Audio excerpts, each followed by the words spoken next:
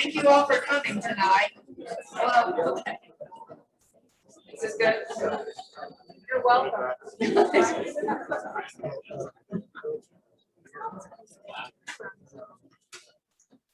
Okay. Thank you all for coming tonight. We are honored to have Jean Becker with us. She's going to talk about her amazing career with, one of the country's most important politicians, and more than a politician, a statesman. So she spent 25 years as chief of staff for George H.W. Bush. And before that, she was a news reporter. She's worked on books with Barbara Bush as well as George Bush. She's just had a pretty storied career. So let's welcome her. And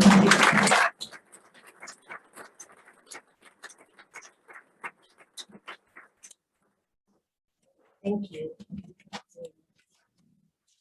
So Madeline's my AV person tonight. Am I echoing? not much. Is that better? Can you hear me? You're fine. Am I okay? So this is my third event today. And that's because my sister Melly, who lives here in Jefferson City, some of you seem shocked that I'm related to Melly. She is my big sister. I think we call this saving the best for last. You guys are rock stars. They have sold out of books. It's the good news. I brought with me book plates. It's the same thing as my signing your book. You just have to put it in the front of your book once you buy it. So after, if you didn't get your book signed, if you didn't buy a book and you didn't get your book signed, still come see me afterwards and I'll sign a book plate for you. It's the same thing. It'll still be worth thousands of dollars. Wait, was that funny? No. So anyway, we did save the best for last, and it's really nice to be here with you all. I had to ask for a microphone because after my lunch event, I completely lost my voice. So I've been at Melly's house for 3 hours, not talking and drinking hot tea and eating ice cream. It was the ice cream that did it. So I'm from mid-Missouri. I have a couple of classmates here, which was so exciting, and some relatives and lots of people who I know. And since I left mid-Missouri, my life took a really bizarre turn. I mean, I don't know how this happened. As I've been saying at all my book events, I've had a weird life. It's been an exciting life. Mikhail Gorbachev once told me to shut up. And you know what? I'm oddly really proud of that. And you're going to have to read the book. It's because he and my boss were having vodka shots when 20,000 people were waiting for them. I was like, get out there. And he told me to shut up. But I also have been kissed by Tom Selleck. Oh, baby. And how was it? Okay, I love NC. It's so nice to see you again. Honey, it's going to get better. Just hold on. So you might wonder why working for a former president, by the way, I brought notes. Forgive me for following them, but I find if I don't have a script, I wander around. I was in Columbia, Missouri today, and I started talking about Texas and Oklahoma wanting to leave the Big 12 and go to the SEC. And I can tell they're thinking, is that in your book? And I'm like, no. So anyway, you might wonder why working for a former president was such a wild ride, a wild roller coaster. As I say in the book, the 5 words that George Bush would say to me the most, and which scared, are there any children here? No, which scared the hell out of me. He would say, Jean, I have an idea. I'd be like, oh my God. And this was usually at 7 o'clock in the morning when he'd had a pot of coffee. He'd read 4 newspapers. He'd come bursting into the office, ready to go. And I would be nursing that first cup of coffee, going, good morning. And he'd say, Jean, I have an idea. And I'd be like, okay, hit me. And sometimes it would be something like, let's get pizza for lunch. Yes, sir. I love that idea. And sometimes it would be something like this. Madeline, hit us.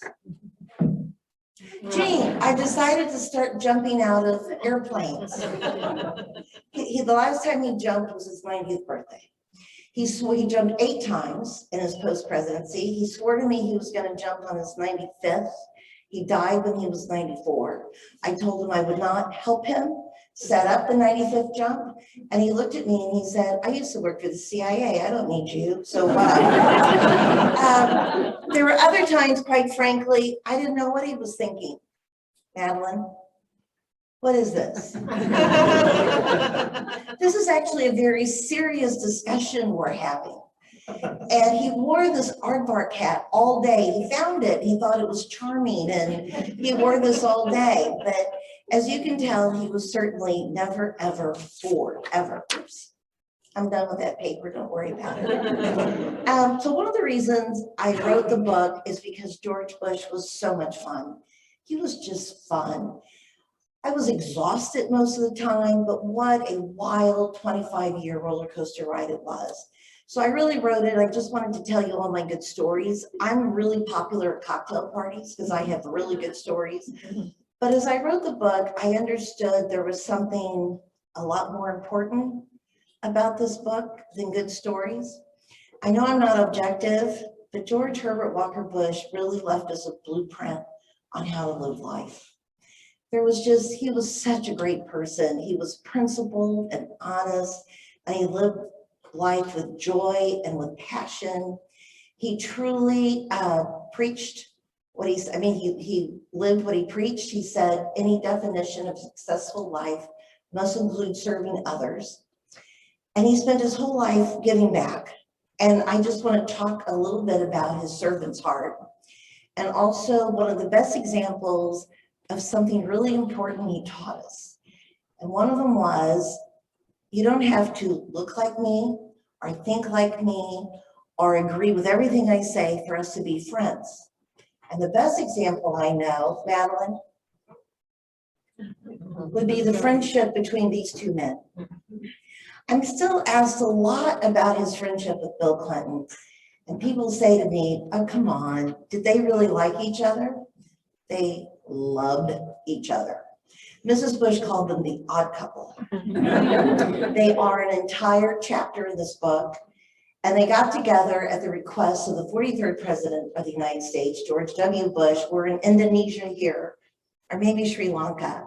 Huge tsunami while all of us were having Christmas dinner in 2004.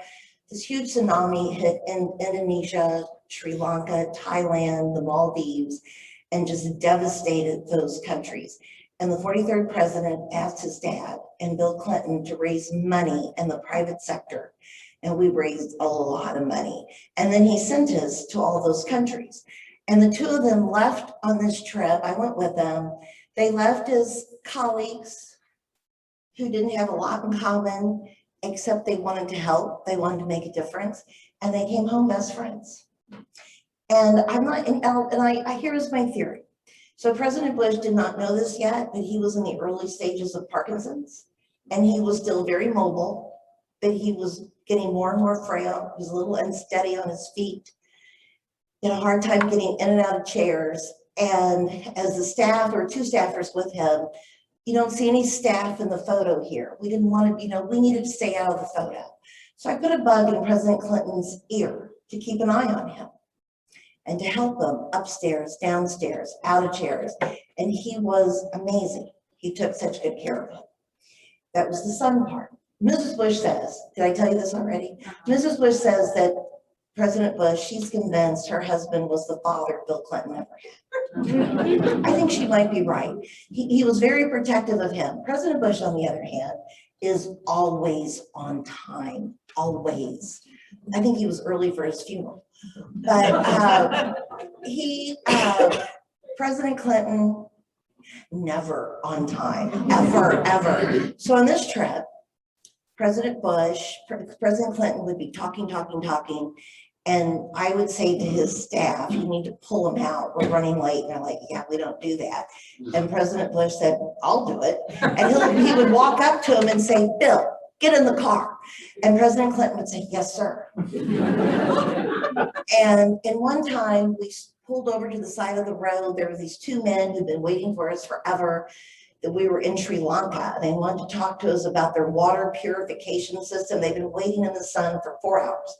And President Clinton just starts talking to them about something he once saw somewhere else in Africa and how good it was. And President Bush looked at him and said, Bill, for God's sakes, quit talking. These 2 men are trying to talk to us. And President Clinton's like, yes, sir. No one could talk to him like that. They loved each other. It was a sweet, my favorite story in the book about the 2 of them is Pope John Paul II's funeral. If we have time, we'll come back to that. I want to make sure I get to the George Clooney story. So we're going to move on. Anyway, this friendship. This is the man who defeated George Bush in 1992. Trust me, there was no love lost between President Bush and Bill Clinton in 1992. At President Bush's funeral in December 2018, I'm literally holding President Clinton in my arms, patting him on the back, saying, now, it's going to be okay, it'll be fine. I think he felt like he lost his dad. With the Bush kids, I feel funny calling them that because that's George W. and Jeb, and I still call them the Bush kids. They called President Clinton our brother by another mother.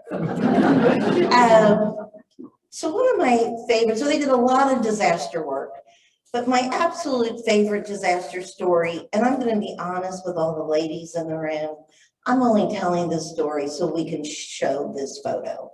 Next. You know, I just love that reaction. You know what? He's pretty. He just is. He's so pretty. So here's the story. And Melly and I and Sarah, my niece, we were watching Jeopardy before we came over here. And this hurricane was a question on Jeopardy today. And I was trying not to talk, but I wanted to yell out, Rita, Rita, Rita. So what a lot of people don't know, President Bush and President Clinton went to work to raise money for Katrina. When Katrina hit New Orleans in August of 2005, what most of you probably don't know is right after Katrina, like 2 weeks later, this little hurricane called Rita chewed up the rest of the Louisiana, Texas coast. They were getting no attention. They were getting no money. They were getting the media, everybody's in New Orleans. And some man, Richard Schluschlock, cold called the office. He was from a little town called Cameron, Louisiana, right on the Gulf Coast. The town had been flattened by Rita, except for their courthouse. And he said, we need help. And can you help? And I said, well, what do you need the most? And he said, if we can just rebuild the emergency room, the hospital was gone. And he said, if we can rebuild the emergency room and people have access to health care, we think they will come back. People will come back, but they need health care. So President Bush says, we're on it. So a week before Christmas, we're headed to Cameron with a check for $2 million, which was enough for them to break ground and build their emergency room. So I'm showing President Bush the schedule and he's looking at it. It's a lovely schedule. The high school band is playing, the governor's coming, and he's coming with $2 million. I'm sorry, that's a good schedule. And he says, Jean, this is really boring. I'm like, what? I like it. He says, these people have had a hard year. He says, we need to do something exciting for them. I brought up the $2 million check again. I don't know about you all, that's exciting. And he said, no, I have an idea. I'm like, oh. And he said, Barr and I are watching this great little TV show. We watch it every night. He says, it's called ER. And he says, there's this young man who's the star. George Clooney is his name. And he said, well, how about if we ask George Clooney to come with us to Cameron? He says, Jane, do you get it? ER, emergency room. And I'm like, yeah, I get it. I get it, sir. And he was just so excited. And I said, so well, let me tell you all the problem.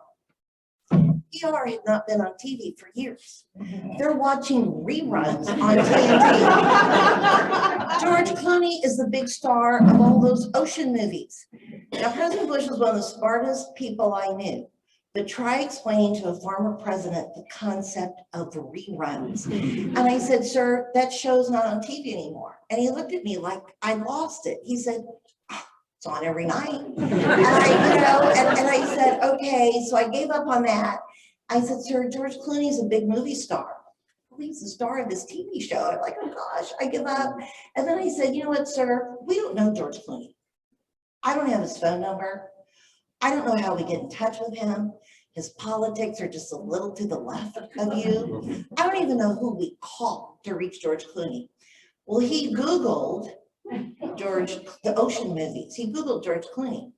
Well, lo and behold, a man named Jerry Weintraub, a good friend of President Bush's, is the producer of all the ocean movies. Who knew? He called Jerry, who called George. He's pretty. But you know what? He also has, what a big heart. And I asked him, did I go on this trip? Hell yes. And everyone fell asleep on the plane coming home, but me and George, seriously. I mean, it was a moment, girls. So I said to him, why did you come? Seriously, why did you come? You don't know us, you don't know him. It's a week before Christmas. And he said, if you called and asked me to go to New Orleans, I would have said no. Everybody's in New Orleans. But this man goes to Cameron, Louisiana, where no one has ever heard of it. It touched his heart. And he loved the story. He loved the story about ER. So he came, and it is a great picture. I mean, it's a great story, but it's really about the picture. So President Bush, what? Oh, President Bush, yeah, he's famous for his socks, absolutely. So President Bush, and you know, he and President Clinton, they raised hundreds of millions of dollars for disaster relief in this country. But he also was the master of the little things, big things, little things. The next picture, I'm not sure this is a little thing. He shaved his head at like age 88. Who does that? He had a full head of hair. He died with a full head of hair. It all grew back. This little boy is the son of a Secret Service agent. He has leukemia. He lost all his hair to chemo. His father, the agent, shaved his head to support his son. And then President Bush's entire Secret Service detail shaved their head to support their colleague. And then President Bush, without telling his wife, shaved his head to support Patrick. So here's the really good news. This picture went viral, by the way. It was up on the big screen in Times Square. We got so much press for this photo. We decided we had to release it to the press. Mrs. Bush was worried when she saw the shaved head. She said, one of two things. People are going to think George has gone crazy, or number two, that he has cancer. And so we got to tell the world what this is about. So the parents gave us permission to use the photo. We've raised a lot of money for leukemia because of this. And here's the good news. Patrick is now 12. And he has the big head of curly dark hair. He's adorable. But yeah, that's a little crazy. But I love that this is so George Bush. It was just a small gesture. Although I don't know, shaving your head at that time. So President Bush never gave up until he died when he was 93 years old. Oops. You'll probably remember this, but Houston, Texas, his hometown, got 50 inches of rain in 48 hours. The next time you think you're having a rainy day, think about it. 50 inches, and the city was paralyzed. And President Bush looked at me and says, we got to go to work. And could you put up the next picture, Madeline? We got some friends to help us. I was worried about President Bush's health, and we really didn't have it in us. So my first call was to 43's chief of staff. That's what we called George W. And of course, George W. Bush, he says, I'm all in. And then I emailed the other former presidents, really as an FYI, and said, just FYI. This was a big disaster in the United States at that point, one of the biggest we had, the biggest since Katrina for sure. They were all in. And then we decided, this is backstage at Texas A&M University in Texas. The two George Bushes decided to have a fundraiser at A&M. It was just going to be a little thing. Larry Gatlin was going to come. We were going to raise a little money. Once again, I emailed my fellow chief of staff and said, just FYI, we're doing this event. It was a Saturday night in October. We're not asking you to come. But if you're in the neighborhood and you want to come, well, there they are. And I do love in this picture that President Clinton's doing all the talking. So this was my good friend Therese Birch, who flew down from Washington to help me with this event. I mean, Lady Gaga came. Lady Gaga called and said, I would like to come. And I'm like, okay. We raised, I think, $3 million that night. And we're backstage waiting for them to be called out. And my friend Therese, who had come down to help, she said, can I sneak in? The presidents will never know I'm there. I would just love a photo with the 5 presidents, and they'll never know I'm there. I'm like, of course. So I'm watching from the hallway her take this picture. So I photobombed her photobomb. And I do, my favorite thing about that photo is just the camaraderie and the fact that President Clinton is talking. So I'm going to tell you a story that's not in the book. If this leaks out, I can find all of you. So when I told the Bushes all the presidents were coming, Mrs. Bush's reaction might be like one of yours. She said, oh my God, we better feed them. I'm like, well, probably. So the Bushes had all the presidents, and none of the first ladies came, I don't think. Laura Bush came. She had them over to their apartment at Texas A&M, where his library is, over for dinner. And I was under huge pressure to keep them on time, because we had 2 networks and a lot of live streams that were going live at 7 o'clock. And the producers of the show are constantly texting me and says, Jean Becker, you've got to get them on time. Keep them on time. Well, everyone's sitting down eating except for Bill Clinton and President Bush's Secretary of State, James Baker. And actually, Secretary Baker, truly one of the smartest people I know, and you don't ever go up against James Baker, ever. He had called me to say, I would like to get in that dinner with the presidents. Well, I didn't know what to say because it was just the presidents. And he said, I asked George about it, meaning his friend George Bush, and he said to ask you. And I'm like, thank you so much. And I said, well, of course. And the Bushes said, yeah, of course we have to have Jim and Susan Baker. So then he called me the next day. Yeah, Dick Cheney wants in the dinner. And I'm like, oh my God, okay, but stop. You cannot invite anybody else. So everyone's sitting down and President Clinton is talking to Secretary Baker. Blah, blah, blah, blah, blah. So I go up to him, and I think this part's in the book. I'm coming to the part that's not. I go up to him and I said, President Clinton, I love you, but quit talking and sit down. And he gave me a hug. He says, okay, and he went and sat down. Here's what's not in the book. President Obama came over to me and said, I have never loved you more.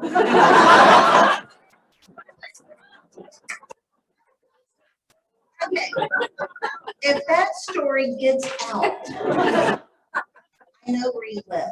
Okay, or at least the CIA does.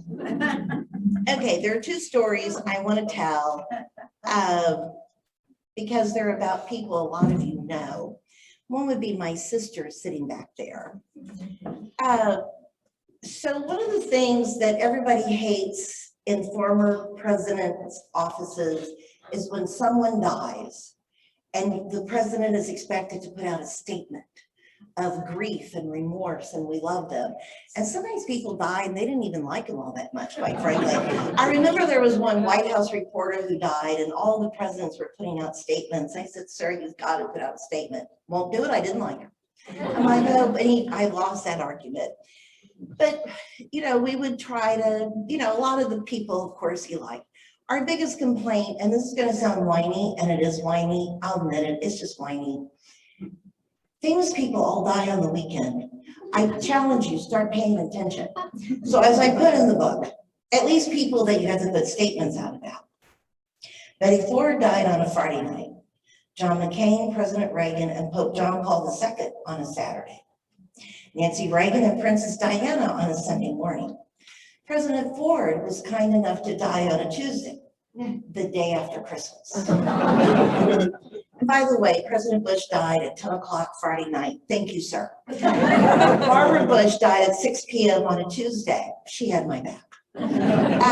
So anyway, we had a press person, Jim McGrath, who was very good at these statements, and he would work with President Bush. We tried to put him what we call in the can, because they all died at 10 o'clock at night on the weekend and just sort of wanted to be ready to go and hit the button. President Bush hated writing them ahead of time. But we tried to talk, the older he got and his friends kept dying, you know, that's sort of a rude thing to say, but they kept dying and we said, we gotta get organized on this. So here is my story. It's a Saturday morning, of course. Supreme Court Justice Scalia died very unexpectedly in 2016 on a Saturday. Despite the fact I knew Jim McGrath, was in Corpus Christi at his brother-in-law's wedding, I selfishly tried to call him. I called in the middle of the ceremony, so he didn't answer. So I had to put the statement out. This was going to be a tough one because Justice Scalia was important in our country. And I called the Bushes, who were very sad.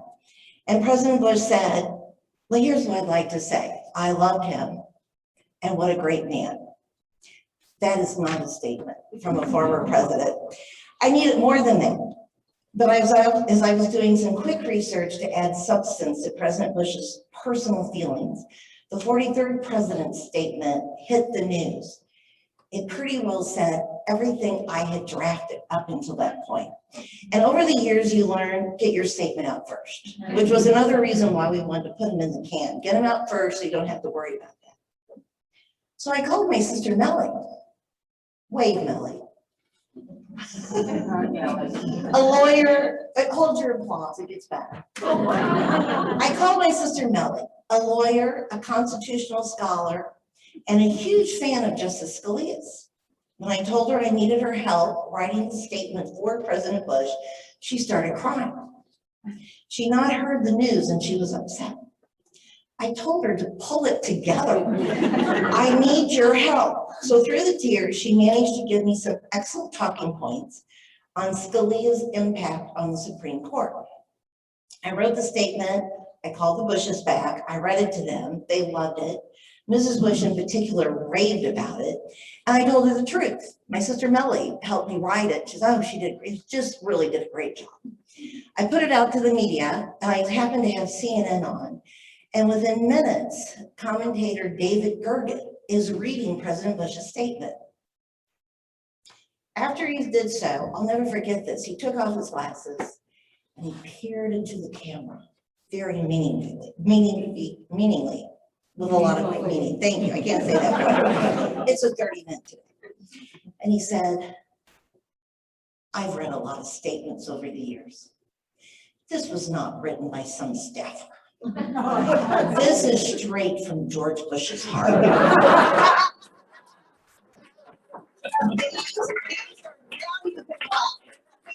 These are George Bush's words. He just went on and on about the statement. And I'm like, my phone rings almost immediately. It's Barbara Bush, who's watching CNN. And she said, are you watching David Gergen? I said, yes. Be sure you tell Melly. And she loved it. It was very funny. Someone actually recommended I not put this story in the book. I don't think I've told Melly this because they said it might hurt David Gergen's feelings. I'm like, I don't care. It's such a great story. Are you the one who told me that? You know what? Marlon Fitzwater told me that too. Marlon read the book for me to help me fact check. And okay, the other story is about another family member that's not here. He's flying in right now into the Columbia airport. I wish he was here. This would be mine and Melly's little brother, Eddie. We call him Eddie. He is a Catholic priest in California. He's also known as the Reverend Edward Becker. I might add that Eddie was a lawyer for 10 years before he decided to be a priest. So he was ordained at age 39. The Bushes got to know Eddie really well. Both of her parents were gone. And when it was time for Eddie to go on vacation, have some time off, he had about a month off in the summer, he had three choices since mom and dad were gone. I don't want to hurt your feelings, but one choice was Jefferson City, Melly's house, Louisville, Kentucky, our sister Joanne's house, or Kennebunkport, Maine. So he came to me. He also loved that I was at work all day. He could lay on my couch all day. So he became very close. Of course, you were at work then too, you and Mark. So the Bushes became very close to Eddie, but could you put, Madeline, can you put up the next picture? That's Eddie and me and President Bush. So in 20, I lost my place in the book where the story is. In 2011, Mitt Romney came to Houston to tell President Bush that he was going to run for president again. He had run in 2008, had lost to John McCain. He was going to run again. He did become the Republican nominee that year, but lost to President Obama. But he came to Houston, and he and President Bush were having a conversation about the campaign. And when he had run 4 years earlier, Mitt had come to President Bush's library at Texas A&M to give what I call the I am a Mormon speech, a lot like President Kennedy's I am a Catholic speech that he gave in 1960.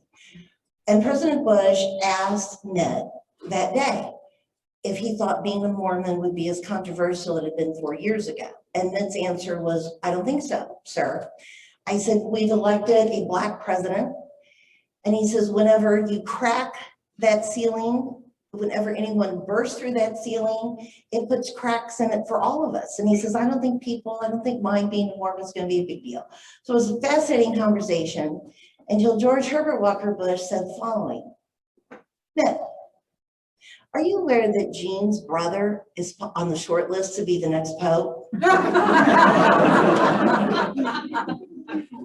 This would not be true. And Mitt sort of looked at me and with confusion, and I'm sort of like, and changed the subject and didn't really, I'm like, well, that was weird, but didn't say anything to President Bush. Well, a week or so later, in a room about this size, there's a bunch of points of light people he was talking to. He said the same thing. Are you all aware that Jean Becker's brother could be the next pope? So this time in the car going home, back to the office, I said, sir, please quit telling people that Eddie might be pope. And he says, well, I'm trying to start a buzz. And I said, sir, Eddie will never be pope for two reasons. He didn't even have his own parish yet, people. I said, number one, there'll probably never be an American pope. And number two, even if there is, it's not going to be Eddie. He was ordained at age 39. At the time, Eddie was studying in Rome, and President Bush thought that meant he was on fast track. Well, how many priests do we think are studying in Rome at any given time? Thousands. So we had this little argument. He looked at me and he says, I feel you're being very negative. I said, sir, you have to quit saying this. And he says, well, I'm just trying to start a buzz. Well, I emailed Eddie in Rome and told him, and Eddie emailed back and said, oh my gosh, that's so funny and dear. But dear sister, please do not let him say this to a cardinal or a bishop, because that could be embarrassing. And I'm thinking, President Bush is Episcopalian. This isn't going to happen. So I swear to God, 2 weeks later, God does have a sense of humor, people. He and I are having lunch, sitting outside near the office, and we can see this big group of people coming toward us. I would love to have a video of the conversation President Bush and I had, because he sees him first and he says, Jean, who, someone's coming over here. Do you recognize anyone? So I'm like, I said, oh, that's Cardinal Daniel DiNardo, the brand new Catholic Cardinal of the Houston Galveston Diocese. And President Bush says, oh, I've been wanting to talk to him.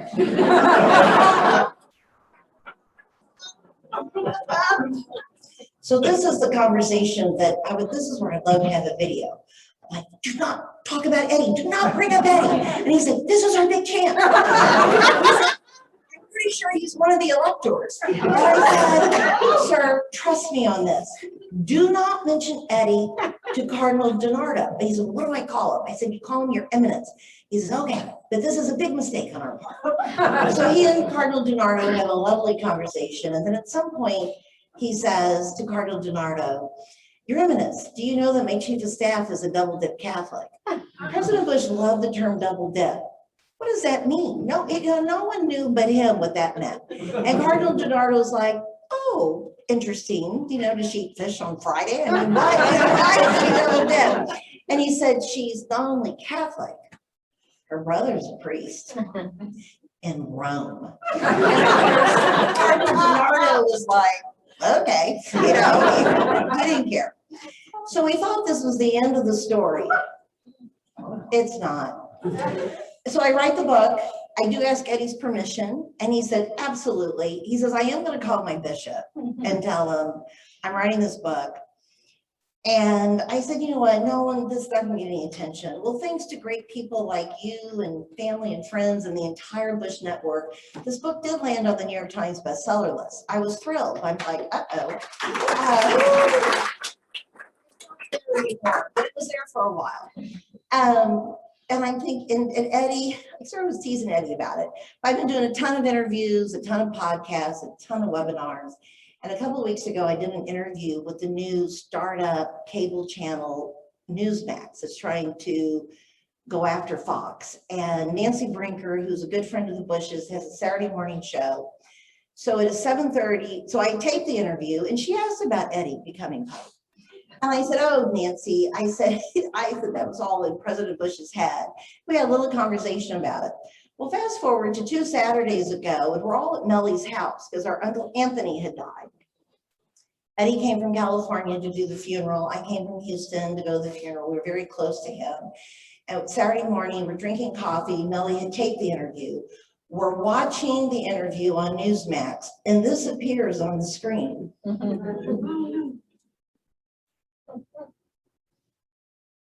Oh. Do we have it? Next. Oh my God.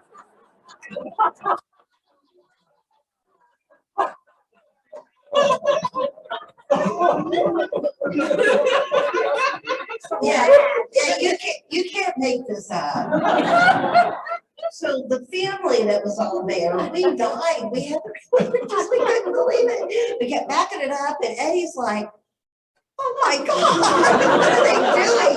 And they had it up there forever. It even bled into the next story. There was a little technical difficulty. The story after my interview, they still had up, could Gene Becker's brother become Pope? So I tried to assure Eddie, I said, no one's watching Newsmax at 7:30 in the morning. No one, 12 people saw this. No one's going to see this. So I'm on a Zoom call last Friday with some very smart people. I used to work at the White House with them. And one of them said, can we talk about your brother? I'm like, well, what about him? Is he gonna be the next Pope? And everybody on this call says, well, it was on TV. I'm like, oh my God. And so, but you can't, I mean, so here's what I think happened. Eddie says this is bad journalism. Here's the problem. Now in heaven together is not only our dad and our mom. Yeah. George Bush and now Uncle Anthony. Uncle Anthony had just gotten there. And I had told this story at a family reunion a couple of years ago with Uncle Anthony and his kids, and we're all laughing about Eddie becoming Pope. And Uncle Anthony looked at me and said, what's wrong with Eddie becoming Pope? I'm like, oh boy. So I think Uncle Anthony, Joe and Dorothy Becker, and George Bush were up there. I think they put that on that screen. I mean, you know, there's weird things that happen. So Eddie flies in today, and we do an event tomorrow night in our hometown, Martinsburg, Missouri. They're expecting 300 people. Will I be showing this picture? Oh yeah. He is absolutely going to kill me. I'm going to stop there to see if you have any questions. If you don't have questions, I'll tell you another story. But I would rather hear what's on your mind. Is there something you were hoping I would talk about, or let me know. When's he becoming Pope? Well, you know what Eddie was concerned about? Actually, Mellie brought this up. The day this happened, the Pope was in the hospital. It's like, what if the Becker family is behind the Pope's sudden unexplained illness? But he's okay now. I don't think Eddie will be Pope. Did the president give his son, who became president, advice? I get that question a lot. And one of the smartest things I did, the 8 years that George W. Bush was president, this is a huge disappointment to every historian, every White House reporter. If President Bush was on the phone with his son, I got up and left the room. I felt it was not my business what they talked about. And there were times that President Bush would motion me, stay, stay. And I didn't, I never did. I always got up and left the room. It was really smart of me to do that because I'm glad I don't know. They talked a lot. And what President Bush would tell you, 41, if he were here, the most important thing he could do for his son those 8 years was to be his dad. And he knew that his son needed unconditional love more than anything else. But they talked a lot. But I don't know what they talked about. Another question, what would have been the president's best moment of his presidency? What would he be proud of? 41, the front number of my boss. I know the answer to that. It predates the book. The book starts in 1994 and become his chief of staff, but I know the answer to that. It is a reunification of Germany. But when the Cold War ended, President Bush was determined that Germany be one country again. And there was huge opposition to it in Europe, huge. My favorite quote came from Francois Mitterrand, the president of France, who said to President Bush, I like Germany so much, I think there should be 2 of them. But the European continent, all those years later, they still felt pretty raw about World War II. And even though Germany was a member of NATO, and the other big issue was Mikhail Gorbachev, of course. And this probably helped to his downfall, but President Bush convinced Gorbachev to sign off on Germany reuniting. And it was tough, and he made it happen, and he was very, very proud of it. So that's the answer he would probably give. Any more questions? Yes, sir. The photograph of the president with Bush in the wheelchair and you photobomb in the background, was that Nikki Haley behind? No, that was my friend, Therese Birch, who was a long-time White House advance person, and she just flew down to DC to volunteer to help me out, corral those people. It was a crazy night, but any other questions? Yes, sir. Tell us your story. You know, I have a bunch of stories. I'm going to tell one just because poor Melly, this is her 3rd book event today. But you know what? No, I'm going to tell the 9/11 story, which I haven't told all day. And it started weird that one of my favorite stories is 9/11, but you'll see why in a minute. So 9/11, morning of 9/11, we woke up in Washington. The Bushes were at the White House. I was at the hotel, Renaissance Hotel. The Bushes headed up this national cancer program, and we were there for meetings with them. And the Bushes were flying to Minneapolis, St. Paul that morning for meetings. I think they were wheels up at Reagan Airport about 8 a.m. And I was staying in DC for a board meeting for this cancer group. And then 9/11 happened. And it was really hard in Washington to get a call out that day because of the attack on the Pentagon, and things were pretty chaotic there. And they were evacuating all the federal buildings and the Capitol and the White House. And so I finally got a call through to the Secret Service in Kennebunkport, where we were based at the time. And I said, where are they? I just wanted to know where they were, because the president had grounded, of course, all the planes that day. And he said, are you on a secure line? I'm like, no, I'm at the Hotel Renaissance. I'm on the Hotel Renaissance phone.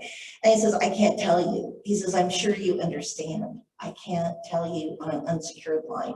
But they have been taken to a classified, secured location. Well, I knew where they were. They were in West Virginia. And I think it's now a well-known secret that there was nuclear bomb shelters built in West Virginia during the Cold War, where Washington would be evacuated in case of a nuclear bomb attack. I'm like, the Bushes are in West Virginia, I got this. So later that evening, I'm sitting in the lobby of the hotel. The hotel brought in big TV screens because nobody wanted to be in their room by themselves. They brought in big TV screens. We're in the bar in the lobby, and we're waiting for the President of the United States to address the nation. You could hear a pin drop, and my cell phone rings, and everyone's like, it was very odd to get a cell phone call that day in DC. It's President Bush. And he said, where are you? I said, I'm still in DC, sir. And he said, are you okay? I'm like, I'm fine. I'm at the Renaissance Hotel. I'm fine. And I said, I know you can't tell me where you are. because I talked to the Secret Service. I'm on my cell phone. It's not a secure line. I know you can't tell me where you are, but I think I know where you are. I says, I know you're in some classified secure location. And he says, yeah, Bar and I are at the Hampton Inn outside Milwaukee, Wisconsin. And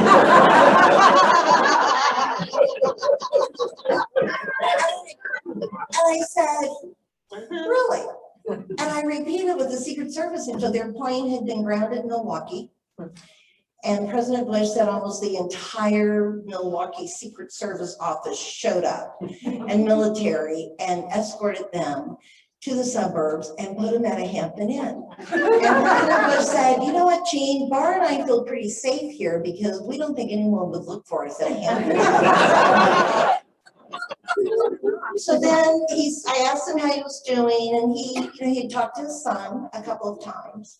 And he said, George, he was very proud of him. And he said, George is very clear. He knows what he needs to do. He knows what he wants to do. We're very proud of him. He says, like all Americans, we've been watching TV all day. He said, a couple of hours ago, Bar and I realized we'd not eaten all day. And he said, we were hungry. So he said, we walked across the street to an Outback Steakhouse. So just imagine being in an Outback Steakhouse in Milwaukee, Wisconsin on 9/11, and then walk George and Barbara Bush. You would be a little surprised. And then he said, people seem surprised to see us there. I'm like, really? And he said, you know, everybody was full of good wishes for the president, and that's my 9/11 story. Do we have time for one more story? Yes.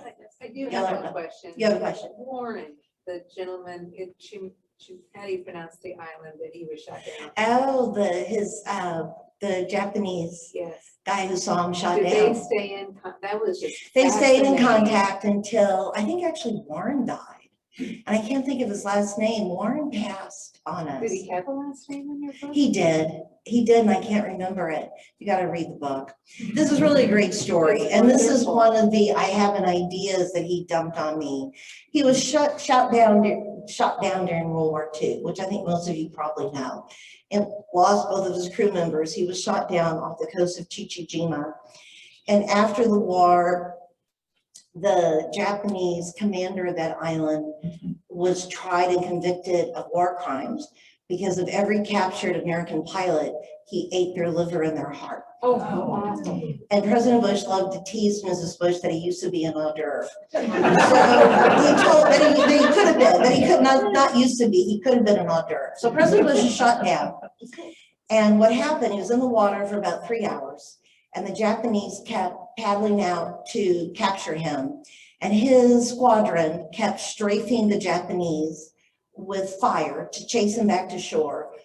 But eventually they knew they were going to run out of gas. And the rule of thumb was you protected the man in the water as long as you could. But when your gas was low, you needed to get back to the aircraft carrier. And what they did, I used to not be able to tell this without crying, but now I can. The tradition was when you had to leave them, you dipped your roots.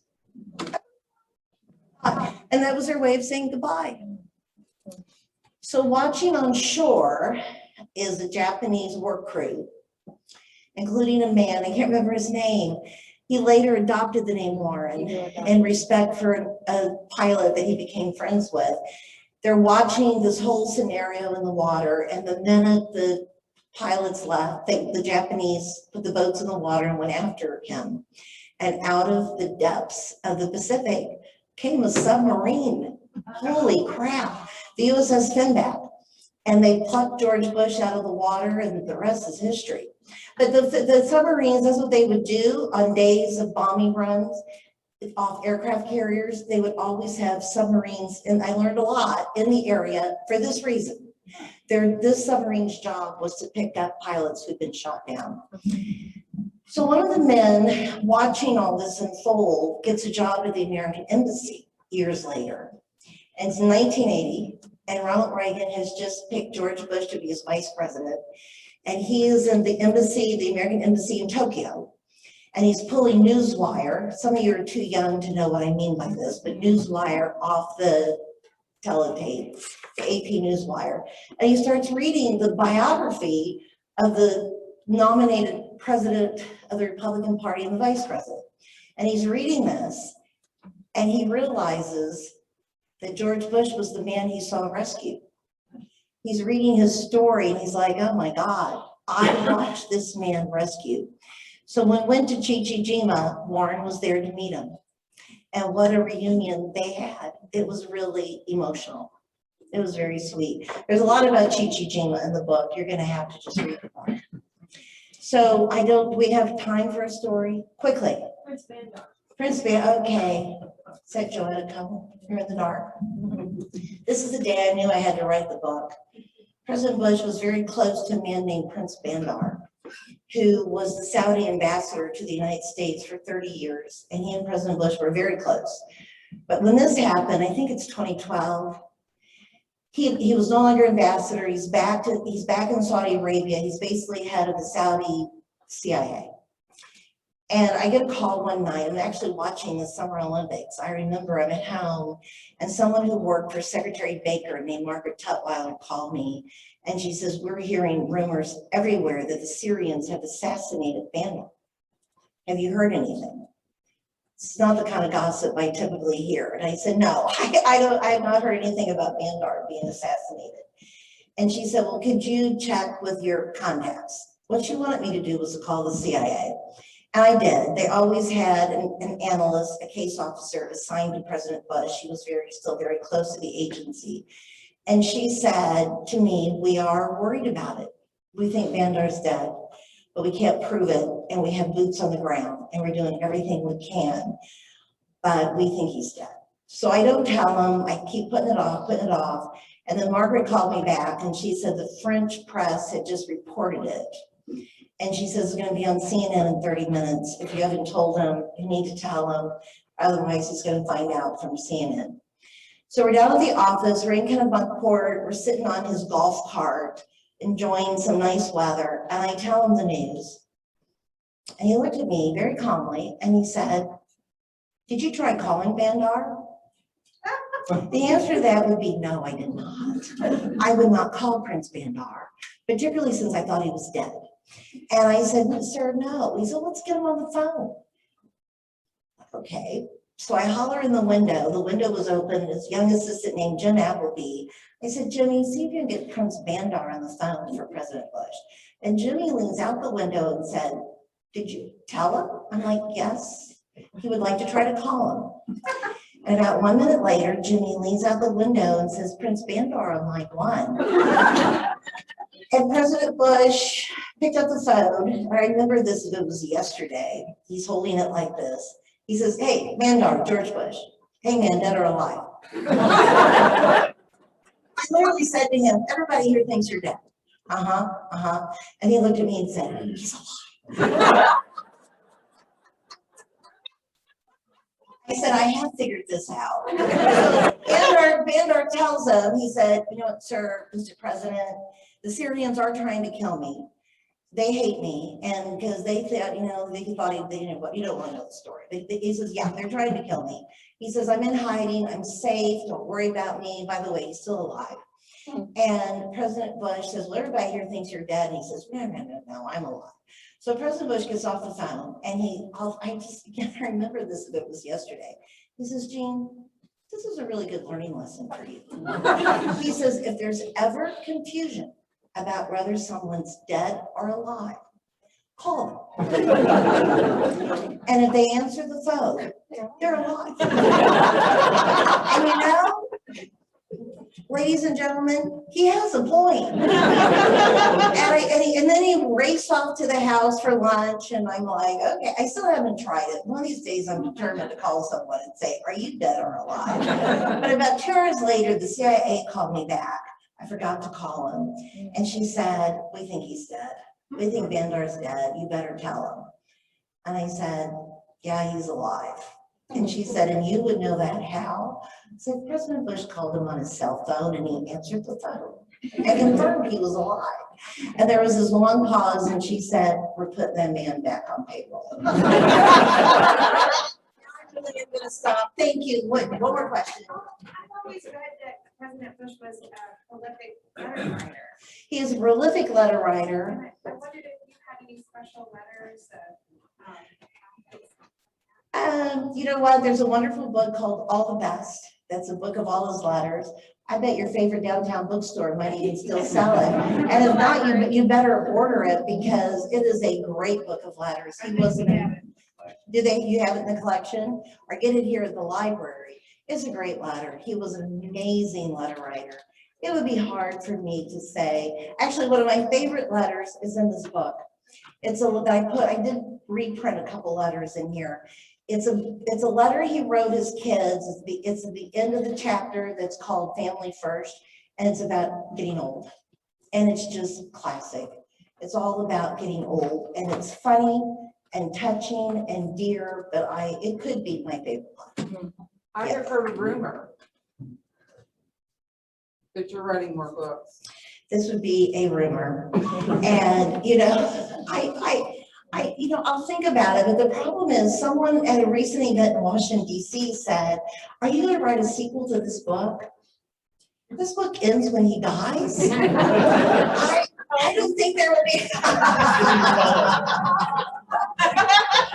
Okay, that was funny. I was there when he died. So I'm pretty sure he's dead. I don't know if I'm going to write another book. Maybe I'll write a book about Billy. Laura said you had 3 books in the making. Laura Erdl? Yeah, Really? today. I'd like to. That's fake news. I'm gonna. I have no books I have no plans. I know. I did want to make one statement. We do have a young man back here that was also a World War II pilot. Oh, sir, thank you. Thank you for your service.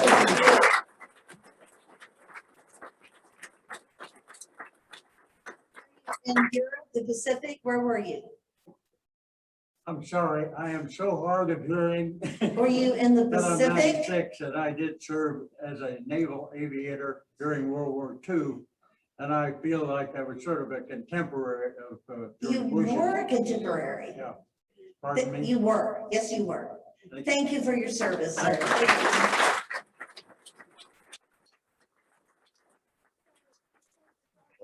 7:30. So if you have books for me to sign, I'll be right back there. Start the line here. But I am going to sign book plates for you, those of you who can't buy books. And the downtown book people will mail them to you. They're willing to mail them, so they What if gotta I be. get it So you're gonna stay, you're gonna sign it. No, I'm gonna sit back there. Start the line here.